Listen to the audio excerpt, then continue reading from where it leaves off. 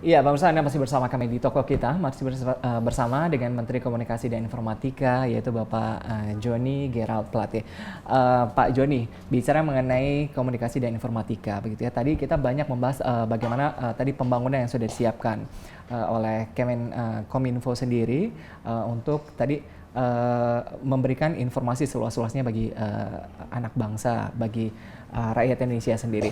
Tapi bagaimana sih Kominfo sendiri? Karena kita tahu di bawah ini nggak cuma media online sendiri, begitu ya. Memang yang sekarang lagi hits begitu. Tapi juga ada media konvensional.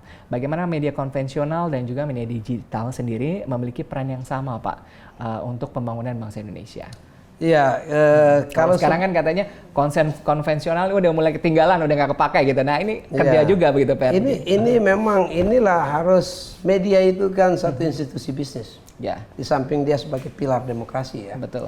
Nah karena dia institusi bisnis maka intuisi bisnisnya juga harus ada. Ya dengan melihat perkembangan teknologi sebagai kompetitornya. Tapi dia harus selalu menjadi complementary satu dengan lainnya. Gitu. Media secara karakteristiknya ya dia itu kan memberitakan informasi, mentransmisikan informasi ya. Nah dan media menuntut kebebasannya. Dan Indonesia ini sudah di era kebebasan pers, ya. Jadi kebebasan itu sudah ada di media. Sekarang tergantung pada media bagaimana kebebasan pers dan dia sebagai pilar demokrasi, ya, menggunakan itu untuk kepentingan institusi unit usahanya sehingga bisa hidup. Media kan hidupnya dari iklan, kan kira-kira begitu ya, dari iklan. Bagaimana mengatur itu dengan baik? Karena apa?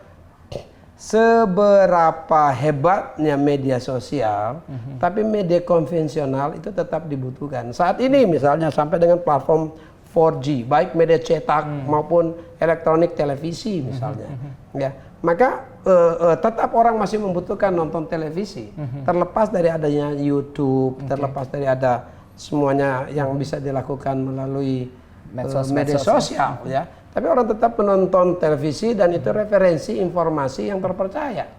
Karenanya maka ruang media televisi harus diberikan. Salah satunya dengan apa? Ya, kita harus melakukan segera agar revisi undang-undang penyiaran itu memungkinkan ya bermigrasinya analog sistem ya ke digital system. Analog switch off itu harus di schedule jadwalnya kapan berakhir dengan mempunyai satu legislasi primernya, undang-undang penyiaran. Dengan demikian nanti maka televisi, media stasiun televisi bisa bergerak dengan frekuensi yang menjadi lebih efisien.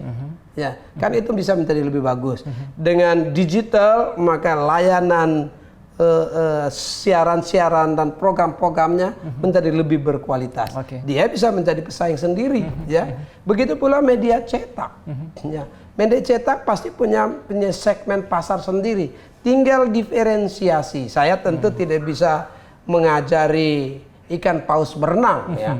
Pemilik konglomerasi media ini pasti sudah paham betul, tetapi tentu diferensiasi penting. Apa yang menjadi unggulan media cetak, apa yang menjadi unggulan media elektronik termasuk radio dan televisi di dalamnya, dan apa yang menjadi unggulan media sosial. Di media sosial juga harus ada norma, ya harus ada aturan bagaimana menggunakan media sosial ini dengan cerdas sehingga dia bermanfaat. Jangan sampai media sosial di era keterbukaan dan kebebasan ini digunakan secara salah yang justru menghancurkan kita. Ya itu yang harus kita atur dengan baik. Pak, ini kita tahu pemirsa ya, pelantikan ini baru 23 Oktober kemarin begitu ya, tapi tadi sebelum break iklan saya tentunya ada kerja 100 hari yang disiapkan oleh Pak Johnny sendiri begitu ya. Ini kalau Pak Johnny dari kerja 100 hari ke depan sendiri, bagaimana sih sebenarnya melihat potensi informasi di Indonesia sendiri untuk pembangunan bangsa? Jadi begini ya, itu terminologi 100 hari itu di kabinet lanjutan, kabinet incumbent sebetulnya tidak relevan. Ya, karena kabinet Indonesia Maju adalah kelanjutan dari kabinet Indonesia Kerja. Apalagi Bapak Presidennya sudah menyampaikan tidak ada itu visi misi menteri, yang ada visi misi presiden. Kita hanya melaksanakan kebijakannya. Kalau ditanya saya apa harus dilakukan adalah dalam 100 hari, 1000 hari, atau sampai dengan 5 tahun ke depan, kalau terus dipercaya Bapak Presiden, ya, adalah melanjutkan program-program yang sudah dilakukan sebelumnya, karena itu juga menjadi misinya Pak Jokowi, yaitu melanjutkan pembangunan infrastruktur, baik infrastruktur fisik maupun infrastruktur sosial. Nah, infrastruktur fisik yang harus dibangun tadi sudah saya sampaikan di awal, ya, backbone telekomunikasi harus kita siapkan. Apakah itu fiber optiknya, base transceiver stationsnya, bahkan kita juga sedang menyiapkan membangun satelit baru dari existing infrastruktur yang ada saat ini. Nah, yang kedua, ya, kita perlu secara cepat, karena perubahan itu, teknologi itu begitu cepat, ya, maka kita harus menyiapkan regulasi atau legislasi primernya dengan baik. Dalam hal ini, deregulasi dan mengisi kekosongan aturan harus segera dilakukan. Saya tentu berharap bahwa 2 undang-undang itu menjadi prioritas dari Kominfo. Yang pertama, revisi undang-undang penyiaran yang sudah dibicarakan lama dengan DPR harus bisa selesai cepat. Nah, yang kedua, rencana undang-undang pelindungan data pribadi. Kenapa? Ya, Bapak Presiden itu memesan pada saya 3 hal tekanannya untuk dilakukan di Kementerian Kominfo ini. Yang pertama, perhatikan cybercrime. Ya. Untung di sini sudah ada cyber patrol. Ya. 7 hari, 24 jam sehari. Jadi round the clock, ya, untuk memonitor traffic percakapan di dunia cyber. Ya. Yang kedua, menyiapkan konsep dan regulasi yang berhubungan dengan kedaulatan data. Ya, kedaulatan dari kedaulatan fisik, teritorial, ke kedaulatan data yang ekstrateritorial harus kita siapkan. Ya. Dalam hal ini, saya undang-undang yang kedua yang kita siapkan adalah RUU Perlindungan Data Pribadi. Ya. Dari 180 negara di dunia ini, sudah 126 negara mempunyai undang-undang perlindungan data pribadi. Negara-negara ASEAN itu rata-rata sudah punya undang-undang perlindungan data pribadi. Kita belum. Saya baru saja bertemu dengan delegasi Uni Eropa. Ya, Uni Eropa sudah selesai dengan GDPR, ya, General Data Protection Regulations, undang-undang PDP mereka. Nah, kita juga harus segera. Jadi 2 undang-undang itu akan kita lakukan. Dan yang ketiga yang dipesan oleh Bapak Presiden adalah apa? Membangun industri telekomunikasi dan informatika. Ya, itu yang tadi itu, ya, 1000 startup, ya, harus kita bangun, meningkatkan jumlah unicorn, kalau bisa meningkatkan menjadi decacorn.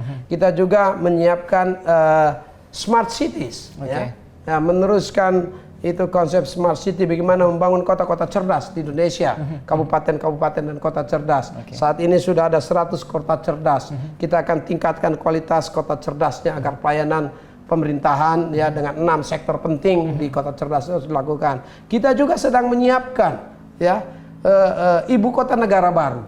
Ya, ibu kota negara baru yang kita sebut dengan Smart Capital City.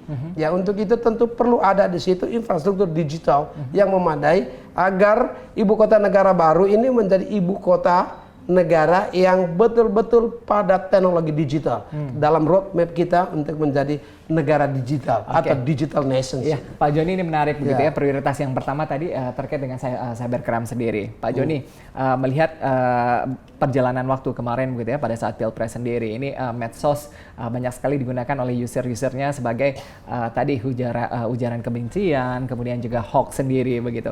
Apakah ini menjadi prioritas pertama begitu ya, PR dari Pak Presiden Jokowi kepada Pak Joni sendiri begitu ya, untuk membereskan terkait dengan tadi ujaran kebencian dan juga hoax yang sekarang banyak begitu di media sosial? Konsep berpikir dulu ya. Konsep berpikirnya itu begini. negara ini hadir untuk memastikan terjaganya civil rights, hak-hak sipil. Ya. Pada saat kita berbicara hak-hak sipil, maka melekat di situ juga yang namanya civil obligations, kewajiban-kewajiban warga negara. Ini harus seimbang. Kalau ada hak tanpa ada kewajiban, rusak juga ini. Nanti seorang punya hak yang menjadi kewajiban orang yang lain bisa berbenturan. Ya itu. Nah pada saat dimana adanya civil rights dan civil obligations yang memadai, maka tentu jalannya dunia digital ini aman. Tapi masyarakat ini juga terjadi satu situasi yang disebut dengan civil disobedience, ketidakpatutan masyarakat. Seperti apa? Di dunia digital ini digunakan untuk perdagangan narkotika, perdagangan pornografi, perdagangan seksual, perjudian dan seterusnya. Ini negara harus hadir. Gimana mengukur kehadiran negara di situ? Ya blokir, ini tidak boleh. Ya, selesaikan itu. Lalu ada situasi yang ketiga. Ya situasi yang ketiga disebut dengan apa? Civil disorder, kekacauan masyarakat. Nah, negara pada saat terjadi kekacauan masyarakat, negara harus hadir untuk melindungi hak-hak ya masyarakat atau civil rights-nya. Harus dilindungi dengan cara apa? Dengan cara tentu mengendalikan agar situasi disordernya atau kekacauannya itu segera berakhir dan kembali normal. Disitulah harus mengatur ya bagaimana hak-hak di dunia digital, di dunia internet ini untuk kita gunakan dengan cerdas, dengan tepat dan bermanfaat. Iya menarik pemirsa, kalau kita lihat sinyalemen penjelasan dari Pak Joni sendiri begitu ya. Apakah ada regulasi baru begitu ya terkait dengan media online dan juga internet begitu yang akan diterapkan dalam waktu dekat ini? Toko kita akan kembali selepas pariwara, jangan kemana-mana, tetaplah bersama kami.